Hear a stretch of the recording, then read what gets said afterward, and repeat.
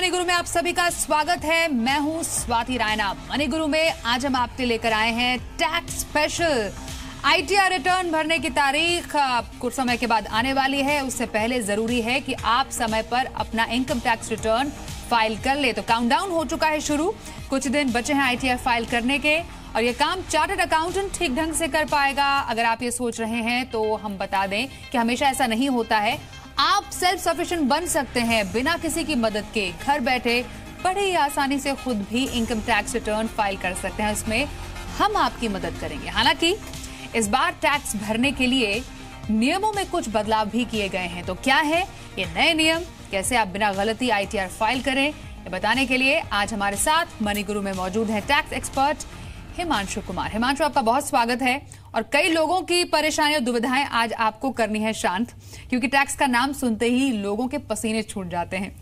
इसलिए सबसे पहले उन लोगों के लिए जो कह रहे हैं कि ठीक है भर लेंगे आईटीआर, अभी तो काफी दिन बाकी हैं, जरा उन लोगों के लिए प्लीज हिमांशु बता दीजिए आईटीआर भरना क्यों है जरूरी। पहली चीज़ कि एक नया सेक्शन 234 आ चुका है, जिसके अनुसार अगर आप टाइम पे आईटीआर फाइल नहीं करते, मतलब ये मंथ जो है आपका लास्ट है, अगर आप फाइल नहीं करते हैं तो 5,000 की पेनल्टी है और दिसंबर के बाद करते हैं तो 10,000 की पेनल्टी। अगर आपका इनकम 5 लाख के नीचे है तो 1,000 रुपये की पेनल्टी। तो पहली चीज़ कि आपको अब टाइम पे फाइल करने की ज़रूरत है। अगर आपका टीडीएस कहीं भी कटा हुआ है तो अगर आप टैक्स लैब में आते हैं तो मैंडेटरी क्लॉज है आपको रिटर्न टाइम पे फाइल करने की जरूरत है। अदरवाइज ये पैनल प्रोविजन जो पहले भी थे ऐसा नहीं था, लेकिन अब ये फोर्सफुली अप्लीकेबल हो गए और आपके जेब को थोड़ा सा टाइट कर सकते हैं। अगर मेरी सैलरी 5 लाख 6 लाख रुपए है और मुझे 5,000 रुपये की पेनल्टी देनी पड़ती है केवल अपनी गलती से कि मैं रिटर्न फाइल नहीं करता हूँ, तो मेरे हिसाब से हमें टाइम पे रिटर्न फाइल करनी चाहिए। और स्पेशली सैलरी क्लास के लिए रिटर्न फाइल करना आज की डेट में बहुत कॉम्प्लेक्स काम नहीं रहा है। बहुत ऐसे ऐप, वेबसाइट और खुद से आप यूटिलिटी यूज करके इनकम टैक्स की साइट पे जाके आप आसानी से रिटर्न फाइल कर सकते हैं। तो इसमें चैलेंजेस नहीं है। तो मेरे हिसाब से अब आपके पास बहुत कम टाइम है, जितनी जल्दी हो आप रिटर्न फाइल कर लो, आपके लिए अच्छा होगा। चलिए उस टिप्स के साथ अब आईटीआर फॉर्म का चुनाव कैसे किया जाए, क्योंकि बहुत सारे आईटीआर फॉर्म्स है, 1, 2 है, उस पर तो मोस्ट इंपॉर्टेंटली बात करेंगे भी। उसके अलावा कुछ और आईटीआर फॉर्म्स भी हैं हिमांशु, जैसे कि 3, 4, 5, 6, 7। थोड़ा ब्रीफली हम आपसे बाद में जानेंगे कि आखिरकार हर फॉर्म किसके लिए है, लेकिन चुनाव कैसे किया जाए। देखिए, पहली चीज की सबसे इंपॉर्टेंट आईटीआर 1 और 2 में डिफरेंस समझने की जरूरत है, क्योंकि मास जो पॉपुलेशन है वो आईटीआर 1 और 2 में फॉल करते हैं। जो नंबर ऑफ रिटर्न की अगर हम बात करें देश में तो मेजर इसी से जाता है। आईटीआर 1 उस पर एप्लीकेबल है जिसकी सैलरी 50 लाख, सैलरी नहीं टोटल इनकम 50 लाख तक है, साथ के साथ एक रेसिडेंशियल हाउस है और कोई अदर इनकम है। याद रखें ये उनके लिए नहीं है जो एनआरआई है, जो कि पहले था। साथ के साथ अगर कोई कैपिटल गेन इनकम है तो आपको आईटीआर 2 में जानी पड़ेगी, या आपके पास एक से ज्यादा हाउस प्रॉपर्टी है तब भी आपको आईटीआर 2 में जाना पड़ेगा। यानी थोड़ा सा कॉम्प्लेक्स है, लेकिन आईटीआर 1 बहुत ही सिंपल है। अभी भी आप उसको बहुत आसानी से खुद से फाइल कर सकते हैं। आप government income tax e filing की वेबसाइट पे जाके उसके यूटिलिटी है उसको डाउनलोड करके आसानी से रिटर्न फाइल, बहुत बेसिक इंफॉर्मेशन है। उसमें एक चीज और ध्यान रखने की जरूरत है कि पहले क्या होता था कि वो सैलरी डाल देनी होती थी और कुछ इन्फॉर्मेशन आईटीआर 1 में डालने की जरूरत नहीं थी, आईटीआर 2 में भी नहीं थी। अब क्या है कि आपको जो एग्जम्प्टेड इनकम है, साथ के साथ कोई अलाउंसेस मिल रहे हैं, जो परक्यूजिट्स जिसको हम बोलते हैं, अगर वो भी आपको मिल रहे तो टैक्सेबल नॉन टैक्सेबल को थोड़ा सा ध्यान रखने की जरूरत है रिटर्न फाइल करते समय। अदरवाइज अगर आपने थोड़ी सी भी गलती की तो हो सकता है कि एरर या किसी भी तरह की परेशानी हो सकती है। बिल्कुल। और जैसे खुद से जब हिमांशु टैक्स भरते हैं, कई लोग है कि हम खुद से वेबसाइट पर जाकर, इनकम टैक्स की वेबसाइट पर जाकर फॉर्म भरेंगे। सहज फॉर्म नाम भी रखा गया है और काफी सिंप्लीफाई भी कर दिया गया है। क्या की उसके जो कंपोनेंट्स हैं इस फॉर्म के, जरा ये बताइए हमें। देखिए, आईटीआर में जो सबसे बेसिक आप अगर खुद से रिटर्न फाइल करते हैं तो पहली चीज की फॉर्म का सिलेक्शन करना बहुत इंपॉर्टेंट है। आईटीआर 1 और 2 में मैंने ऑलरेडी बताया कि अगर आपके पास कोई कैपिटल गेन है तो आईटीआर 2 में चले जाएंगे, अदरवाइज आईटीआर 1 अगर आपकी टोटल इनकम 50 लाख से कम है।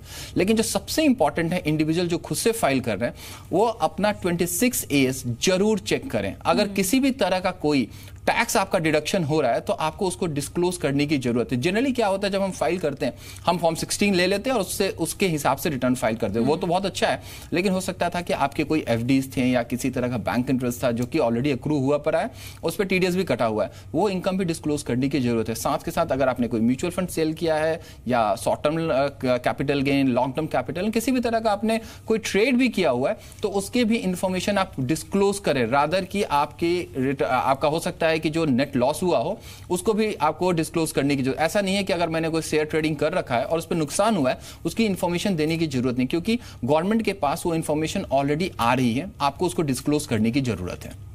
ठीक है, तो किन किन बातों का ध्यान रखने की जरूरत है आईटीआर भरने के लिए? दूसरी बात ये कि कई ऐसे खर्चे हैं जिसमें फॉर एग्जांपल एटीसी के तहत टैक्स छूट मिलती है, तो वो कौन सी सब हेडिंग्स है हिमांशु जिसमें हम छूट ले सकते हैं?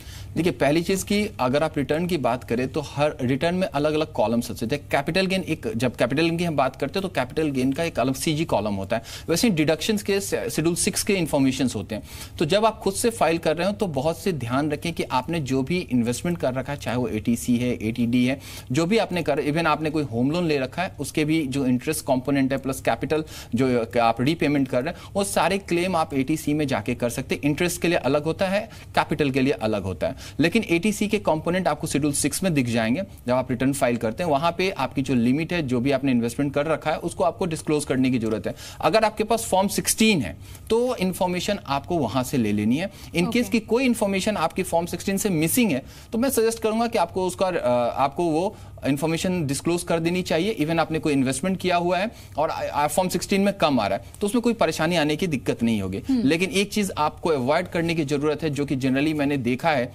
मार्केट में एक ट्रेंड है, रिफंड का जो कल्चर है उसको थोड़ा सा बचने की जरूरत है। होता क्या है कि हमने इन्वेस्टमेंट कम कर रखा है और ज्यादा इंफॉर्मेशन डिस्क्लोज कर रहे हैं। तो अभी एक नया सर्कुलर आया तो थोड़ा सा इन सब चीजों से अवॉइड करेंगे और रिफंड की करने की चक्कर में कोई गलत इंफॉर्मेशन डिपार्टमेंट को देने की जरूरत नहीं है। हाँ, तो कई बार लोग गलती से भी गलत इन्फॉर्मेशन दे देते हैं, तो जरा ध्यान रखिए। हम आपकी मदद करने के लिए यहाँ पर बैठे हैं कि हाँ, आपको कौन सी गलतियां जिससे बचना चाहिए। थोड़ा डिटेल में हिमांशु आपको इसके बारे में थोड़ी देर में बताएंगे भी कि कौन सी गलतियां हैं जो अमूमन हो जाती है और कई गलतियां जो आप जानबूझकर भी करते हैं। वैसे उसको गलती नहीं कहेंगे, बट चलिए कुछ हिमांशु, कुछ हमारे साथ कॉल्स भी हैं, उनसे भी बात कर लेते हैं कुछ व्यूअर्स से। नोएडा से दानिश इस वक्त हमारे साथ फोन लाइन पर है, लाइव कॉलर है। दानिश जी, बहुत स्वागत है आपका हमारे शो में। बताइए क्या सवाल है आपका? Thank you ma'am.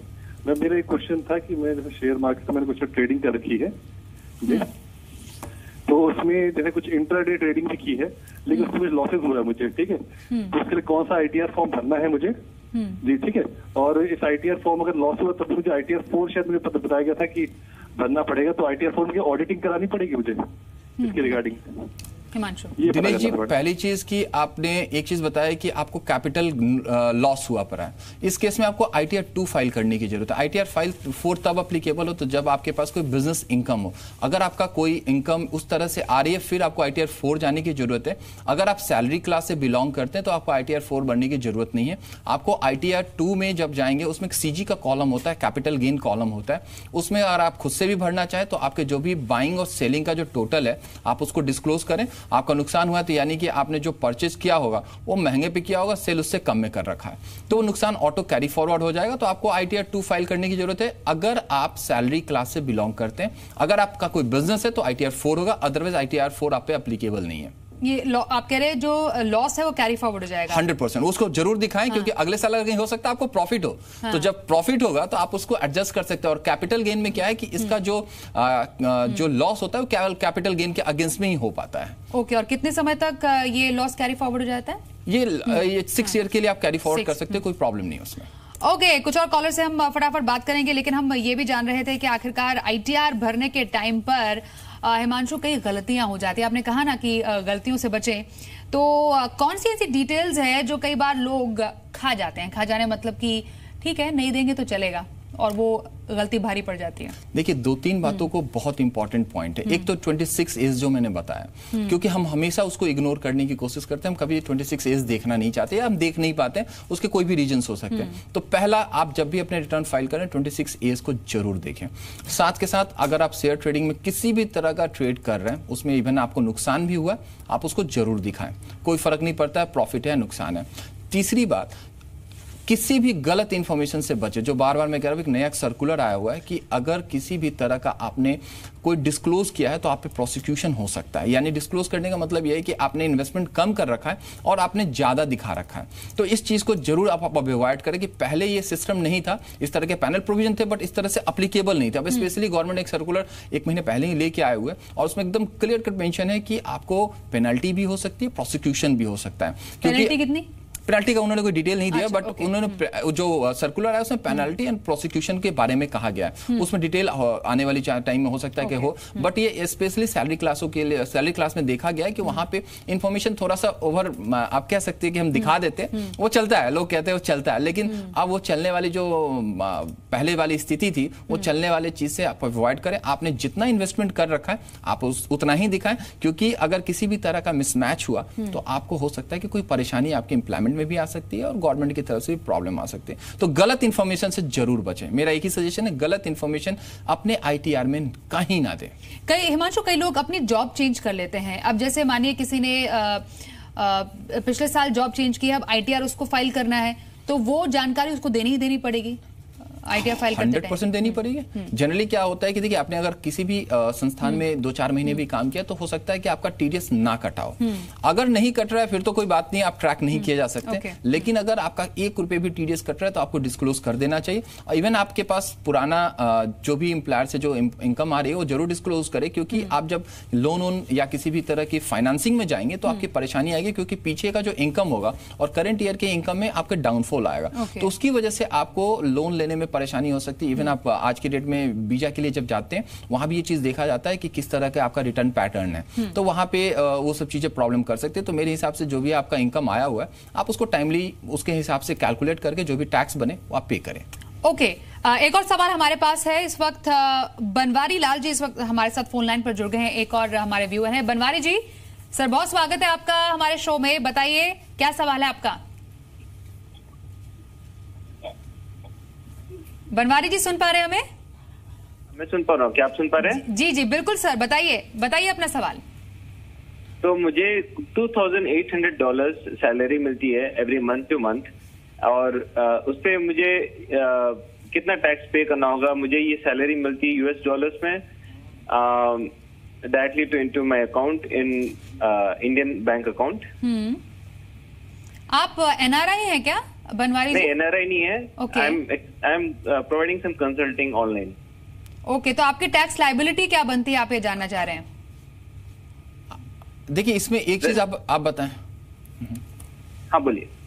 बनवारी जी आप इनको। हाँ, मैं ये पूछ रहा था, आपने कहा कि आप कंसल्टिंग करते हैं, तो ये बताएंगे सैलरी है प्रोफेशनल फी है आपकी? It's a salary every month to month. It is deposited into my account. नहीं, वो तो मैं ठीक है, यानी कि आपको महीने का जो सैलरी है 2800 USD आपके हर महीने आपके अकाउंट में आती है, राइट? बराबर। तो देखिए, इसमें पहली चीज कि आपका स्टेटस एनआरआई का नहीं है और आपकी टोटल इनकम अगर 50 लाख के नीचे है तो ITR 1 होगी, पहली चीज। अदरवाइज ITR 2 हो जाएगी अगर टोटल इनकम आपकी 50 लाख के ऊपर जाती है। दूसरी चीज, इसमें हो सकता है कि आपने बहुत तरह का इन्वेस्टमेंट भी कर रखा हो, वो भी आपको इसमें क्लेम करना होगा। तो एग्जैक्ट टैक्स तो मैं नहीं बता सकता हूं कि क्या आएगा, क्योंकि आपकी 80D में भी हो सकता है कि आपने कुछ हेल्थ में ले रखा हो, उसके अलावा 80C में आपने इन्वेस्टमेंट कर रखा हो सकता है आपने होम लोन भी लिया हो। तो मल्टीपल कॉम्पोनेंट है जिसके बाद ही टैक्स एक्चुअल बताया जा सकता है। तो उसके लिए बहुत आसान है, बहुत से कैलकुलेटर आपके अवेलेबल है, क्योंकि आप जब तक अपने इन्वेस्टमेंट को डिक्लेयर नहीं कर पाएंगे तब तक एकदम सही ये बताना है कि टैक्स क्या होगा वो थोड़ा सा डिफिकल्ट है। तो अगर ये आपको यहाँ पे मुझे पता होता है कि आपका टैक्स क्या है, आपकी ATC में कितनी डिडक्शन है, आपने कोई होम लोन ले रखा है या नहीं ले रखा है, उसके बाद ही टैक्स की एग्जैक्ट फिगर को बताया जा सकता है। ओके, तो बनवारी जी आप एक काम कर सकते हैं, अगर आपको एग्जैक्ट टोटल अपना टैक्स लायबिलिटी जाननी है तो या तो ऑनलाइन जो टैक्स कैलकुलेटर्स हैं बहुत सारे अवेलेबल, आप वहां से कर सकते हैं। हमारी मदद चाहते हैं तो आप अपना पूरा जो प्रोफाइल है, जो पूरा सवाल है, हमें भेजिएगा जरूर। अपार्ट फ्रॉम आप कौन कौन से डिडक्शंस वगैरह भी ले रहे हैं, उसमें हम अकॉर्डिंगली अपने जो गेस्ट हैं, एक्सपर्ट है, उनसे आपको जवाब दिला देंगे। अगला सवाल लेते हैं हमारे पास इस वक्त। ये सवाल ईमेल पर आ रहा है हिमांशु। कमल जी हमें सवाल पूछ रहे हैं, ये कह रहे हैं कि 2008 से ITR ये भर रहे हैं जी। और चार्टर्ड अकाउंटेंट की हेल्प से ये अपना ITR फाइल करते हैं। अब पहली बार इनकम टैक्स वेबसाइट पर चेक किया तो पता चला 2017-18 का ITR तो भरा हुआ है, पर 2016-17 का मिसिंग है। तो अब ऐसे केस में क्या करें? ऐसे ये तो टाइम बार हो चुका है, हम कुछ नहीं कर सकते। हाँ। पहली चीज की जो भी आपका जो भी जिस भी सीए या जो भी प्रोफेशनल के थ्रू आपने कराया, आप उन्हीं से बात करें कि ऐसा पहले होना नहीं चाहिए था। अगर ऐसा कुछ हो रहा है तो अब तो टाइम बार हो चुका है, हम रिटर्न फाइल नहीं कर सकते हैं क्योंकि वो ऑलरेडी टाइम पास हो चुका है। अब अगर मानिए हो गया, कई लोगों के साथ अगर ऐसे केसेस हुए हैं तो इसमें कुछ वे आउट है? कोई वे आउट नहीं है अब क्योंकि जो टाइम बार होने के बाद आप रिटर्न फाइल नहीं कर सकते हैं, तो अब टाइम बार हो चुका है ऑलरेडी, तो आप रिटर्न फाइल नहीं कर सकते हैं, उसकी सीमा समाप्त हो चुकी है, तो उसमें कुछ किया नहीं जा सकता आपके लिए। तो आप एक ऑप्शन ये है कि आप अपने प्रोफेशनल से बात करिए कि हो सकता है कि कुछ एरर भी आया हो, ऐसा नहीं है कि उन्होंने फाइल नहीं किया, हो सकता है कि एरर हो या कुछ भी हो। एक बार आपको ऑनलाइन जाके खुद से चेक करने की जरूरत है कि क्या सचमुच में रिटर्न फाइल ही नहीं हुआ या किसी तरह की परेशानी है रिटर्न में। हो सकता है कि 139 में आपको कुछ एरर हो या किसी तरह की डेटा मिसिंग हो, तो बहुत बार ऐसी चीजें हो जाती हैं, या ई वेरिफिकेशन ना हुआ हो। तो क्या किसी वेबसाइट पर जाकर या कोई ऐसा नंबर है जहां पर जाके जिसके साथ ये प्रॉब्लम हुई है वो इस प्रॉब्लम को बता सकते हैं? देखिए, आपको इनकम टैक्स e-filing.gov.in पे जाना है। अपने पैन कार्ड से लॉगिन करना है। पासवर्ड इनके प्रोफेशनल के पास होगा, हो सकता है इनके पास भी हो, क्योंकि वो पासवर्ड के बिना आप एंटर नहीं कर सकते। तो वहां पे जाके आप खुद को रजिस्टर करके वहां पे अपने स्टेटस में जाके आप अपने रिटर्न के स्टेटस को चेक कर सकते हैं कि सही में रिटर्न फाइल हुआ है या नहीं हुआ है, या किसी और भी रीजन से कुछ पेंडेंसी तो नहीं दिख रही है।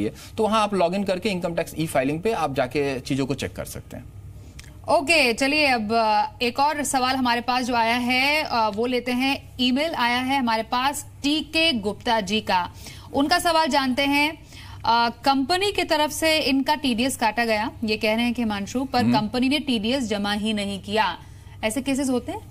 बड़ी कॉमन केसेस हैं। और इसमें सबसे बड़ी परेशानी क्या है, अभी डिपार्टमेंट ने तो बहुत अच्छा सर्कुलर सीबीडीटी ने इशू किया, लेकिन परेशानी क्या होती है कि मैंने अपना रिटर्न तो फाइल कर दिया, बट 26 ईयर्स में, जो मैं बार बार रिपीट कर रहा हूँ, 26 ईयर्स में मेरा कोई टीडीएस रिफ्लेक्ट ही नहीं कर रहा है, और हमने क्लेम कर दिया। लेट्स से मेरी 10 लाख सैलरी थी और एक हाइपोथेटिकल अमाउंट 1 लाख रुपए का टीडीएस बन रहा था।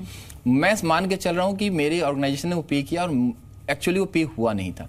अब परेशानी क्या होती है, मिसमैच होता है और डिपार्टमेंट आपको नोटिस करता है और डिपार्टमेंट फिर आपको हरास करने की कोशिश करता है, या बहुत तरह की कंपल्सन प्रॉब्लम हो जाती है जो एक नेचुरल प्रॉब्लम है। इसमें सीबीडीटी का एक नया सर्कुलर आया, उसके अकॉर्डिंगली डिपार्टमेंट को क्लियर कट ये एक मैसेज दिया गया है कि अगर इस तरह के केसेस जेन्युइन है और जो काम करने वाला एम्प्लॉई है उसके पास फॉर्म 16 या किसी भी तरह का डॉक्यूमेंट्री एविडेंस है जो कि कंपनी ने उसे दे रखा है और उसमें वो दिखा रहा है कि उसने टीडीएस पे किया है, ये क्लियर कट होना चाहिए कि उन्होंने ये कोई डॉक्यूमेंट्री एविडेंस, मैं केवल ये नहीं कह दूं कि एम्प्लॉयर ने मेरे नहीं पे किया है, मेरे पास कुछ एविडेंस होना चाहिए कि कंपनी ने मुझे बोला कि मेरी 1 लाख टीडीएस थी और वो जमा हो चुका है, वो हो रहा है नहीं हो रहा है उससे मुझे कोई लेना देना नहीं है। अब अगर वो डॉक्यूमेंट्री एविडेंस है तो आप एओ को जाके कनेक्ट कर सकते हैं, इवन ऑनलाइन कनेक्ट कर सकते हैं, रेक्टिफिकेशन फाइल कर सकते हैं। ऑनलाइन में एक बहुत अच्छी सुविधा है रेक्टिफिकेशन की, आप ई फाइलिंग पे जाएं, वहां पे रेक्टिफिकेशन फाइल करें। रेक्टिफिकेशन में आप ये मैसेज दें कि ये प्रॉब्लम थी, मेरे एम्प्लॉयर ने मेरा टीडीएस जमा नहीं किया है, तो वहां पे सीबीडीटी का जो नया सर्कुलर उसके अकॉर्डिंगली आपको रिलीफ होना चाहिए। आपको परेशान होने की जरूरत नहीं है, सीबीडीटी और डिपार्टमेंट का काम है आगे जो भी उनको प्रोसिक्यूशन है जो भी चीजें करनी है। लेकिन टाइम कितना लगेगा?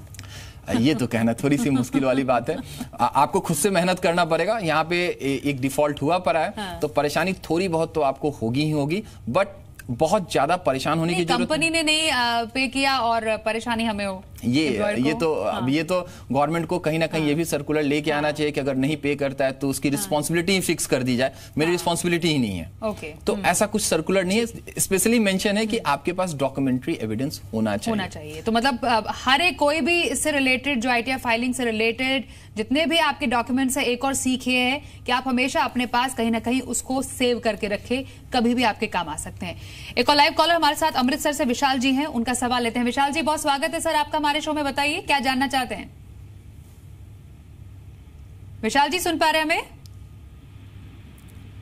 चलिए विशाल जी से संपर्क थोड़ी देर के बाद करते हैं। एक और हमारे पास सवाल ईमेल पर जो आया है ये है अनिल चौधरी जी। अनिल चौधरी जी का बहुत छोटा सा सवाल है, ये कह रहे हैं कि स्टाइपेंड से जुड़ा हुआ मेरा ये क्वेश्चन है, इज स्टाइपेंड टैक्सेबल? देखिए, स्टाइपेंड पे कोई क्लियरिटी नहीं है, इस पे बहुत डिबेट है, लेकिन इसमें एक चीज क्लियर है कि अगर स्टाइपेंड एजुकेशन के रिलेटेड दिया गया है तो टैक्सेबल नहीं है। एजुकेशन के रिलेटेड क्या है कि जैसे मैं कोई पढ़ाई करने के लिए मुझे कोई स्टाइपेंड दिया गया और मैं एक अलग डिग्री लेने के लिए कोई कोर्स करने जा रहा हूँ, उस केस में नहीं होगा। लेकिन अब मैं दूसरी तरफ से बात करूँ, एक मेडिकल डॉक्टर था, वो पास करने के बाद इंटर्नशिप में जाते हैं, वहां पे उन्हें स्टाइपेंड मिलता है, वो टैक्सेबल हो जाएगा, क्योंकि वहां पे एम्प्लॉयर एम्प्लॉय रिलेशन एक तरह से स्टैब्लिश हो जाते हैं इनडायरेक्टली। साथ के साथ मैं MBA कर रहा था और मैं 2-3 महीने के लिए कहीं काम, अगर टैक्सेबल नहीं है वो दूसरा मुद्दा है, आपकी जो टोटल इनकम है वो लेस देन टैक्सेबल लिमिट है, बट स्टाइपन उसी केस में केवल टैक्सेबल नहीं होगा जब वो एजुकेशन, फर्दर एजुकेशन के लिए दिया गया। Otherwise most of the case में स्टाइफन आपका टैक्सेबल हो जाएगा। ओके, एक और कॉलर हमारे साथ झारखंड से कमलजीत जी हैं। कमलजीत जी, सर आपका, अमरजीत माफ कीजिए, अमरजीत जी बहुत स्वागत है आपका शो में। बताइए सर क्या सवाल है? एक्चुअली मैम मेरा एक क्वेश्चन ये था ना कि मेरे फादर 2017 में रिटायर हुए हैं और उनको जो रिटायरमेंट की अमाउंट मिली है उसको मैंने 17 क्योंकि वो रिटायर है उन्हें वो जनवरी में हुए थे और ये जो अमाउंट है वो मैंने रिसीव किया अराउंड अप्रैल, तो उसे मैंने शो नहीं किया है। और अभी क्या है कि उनका पेंशन आ रहा है, तो पेंशन किस हेड में दिखाना है मुझे, ये मुझे जानना था। और जहाँ तक मैंने सुना था, क्या ये जो अमाउंट होते हैं, जो रिटायरमेंट के अमाउंट होते हैं ग्रेचुइटी और GPF के, इस पे अगर आप फिक्स भी करते हो तो इसमें कोई मतलब TDS नहीं कटता है। ओके, तो वो TDS का रिफंड मैं क्लेम कर सकता हूँ क्या, जो इस अमाउंट को मैंने फिक्स करने पे जो TDS कटा है? देखिए, पहली चीज की जो TDS की आप बात कर रहे हैं, तो पहली बात तो ये है कि क्या आप पहले टैक्सेबल स्लैब में हैं या नहीं है। दूसरा मुद्दा यह है कि जो आप अमाउंट टैक्स देना था आपने उससे ज्यादा अगर डिपॉजिट करा, जैसे आप बता रहे हैं कि जो रिटायरमेंट का फंड था उस पर शायद ज्यादा TDS कटा हुआ है, तो वो तब तक पता नहीं चलेगा जब तक कैलकुलेट नहीं किया जाता है। तो उस पर आप पहले कैलकुलेशन ये चेक करें कि जो आपकी एक्चुअल लायबिलिटी बन रही थी वो क्या थी, और अगर एक्चुअल लायबिलिटी से अगर 1 रुपये भी ज्यादा आपका पेमेंट हुआ है तो आप रिटर्न फाइल करें और रिफंड क्लेम करें। ऑटो आपके अकाउंट में हार्डली 90 डेज टू 180 डेज में आपके अकाउंट में वो पैसा आ जाएगा। और कुछ नहीं करना, ऑनलाइन फाइल करें, साथ के साथ आप अपने आधार से उसको लिंक करें। आधार लिंक करने पर रिफंड प्रोसेस बहुत ही फास्ट हो जाता है। तो अगर आपका एक्स्ट्रा पेमेंट गया हुआ है तो रिफंड आ जाएगा। ये राशि जो थी इन्होंने 2017 में असल में ITR में नहीं दिखाई थी, ये कह रहे हैं। रिवाइज कर ले हाँ, तो इस बार मतलब दिखा सकते हैं। लेकिन उन्होंने बोला कि जो रिसीविंग है वो अप्रैल की है। ओके। तो अगर उनकी रिसीविंग अप्रैल की, तो अप्रैल के हिसाब से जिस महीने में आप एक्रू कर रहे हैं आप उसके हिसाब से भी दिखा लें, कोई प्रॉब्लम नहीं है। अगर आपने नहीं दिखाया तो इस साल में उसको क्लेम कर लें, तो कैरी फॉरवर्ड कर, उसमें कोई परेशानी नहीं है। आपको टैक्स लायबिलिटी जो पे करनी थी वो तो आप पे कर ही रहे हैं। तो आप अगर नेक्स्ट मंथ में रिसीव कर रहे हैं, जब भी आप रिसीव कर रहे हैं उसके अकॉर्डिंगली आप रिटर्न फाइल करके आप उसमें डिस्क्लोज कर सकते हैं। ठीक है, एक और सवाल ईमेल से ही ले लेते हैं। हमारे साथ पास जो सवाल है NK निगम जी भेज रहे हैं, कह रहे हैं कि इनकी कंपनी ने इनका TDS ज्यादा काट लिया, TDS को गलत सेक्शन में भी जमा करा दिया। एक और केस है हिमांशु, मतलब कंपनी ने पिछले केस में तो TDS जमा ही नहीं किया था और इसमें गलत सेक्शन में जमा कर दिया, और ये गलती इन्होंने एक्चुअली नोटिस की फॉर्म 26AS में। अब ऐसे केस में निगम जी को क्या करना है? देखिए, पहली चीज की जो बार बार मैं कह रहा हूँ 26AS आपके फाइनेंशियल बैलेंस शीट है एक तरह का। तो जैसे इन्होंने 26AS देखा, इनको पता चल गया कि इनकी गड़बड़ी क्या थी। तो इसमें कोई परेशान होने की बात नहीं। आप अपनी कंपनी को बोलेंगे, वो रेक्टिफिकेशन फाइल करके TDS को सही हेड में दिखा देंगे। जैसे सही हेड में आएगा आपका 26AS भी रिफ्लेक्ट करेगा उसके अकॉर्डिंगली। उसके अलावा इन्होंने एक बात और कही कि शायद इनका TDS ज्यादा कटा हुआ है, तो आप अपना रिटर्न फाइल करें। आप इवन आपका गलत भी है, आप अपने रिटर्न को उसी हिसाब से फाइल करें जो आपको बताया गया है। ऑटो जैसे 26AS रिवाइज होगा, आप अपने रिटर्न को रिवाइज कर देंगे, आपका रिफंड आपके अकाउंट में क्रेडिट हो जाएगा। तो घबराने की बात नहीं, अदरवाइज आप वेट करें। लेकिन आप देख लेंगे अगर इस फाइनेंशियल ईयर में तो 31 के पहले चीजें कर ले, अदरवाइज जितने का रिफंड हो सकता है कि जितने का उसमें 5,000 के नुकसान ही हो जाए आपके लिए। तो पहले फाइल कर ले, बाद में रिवाइज भी कर सकते हैं, कोई परेशानी नहीं है उसमें। बिल्कुल। अब ये बात बताइए कि अब इस बार कुछ नियम भी बदले हैं, मतलब 31 जुलाई के बाद, मतलब अगर आपने इस डेट को नजरअंदाज किया या भूल गए या आलस के चलते भरा ही नहीं ITR, तो कुछ जुर्माना भी भरना पड़ सकता है, कुछ ऐसे पेनल्टीज लग सकती है। वो नए नियम क्या है हिमांशु? सेक्शन वही जो स्टार्टिंग में मैंने बोला था, सेक्शन 234 है। लेकिन उसके पहले मैं एक चीज जरा क्लियर कर दूं।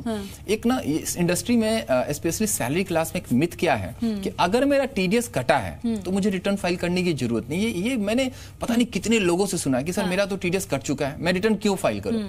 टीडीएस एक अलग चीज है, रिटर्न फाइलिंग करना एक अलग प्रोसेस है।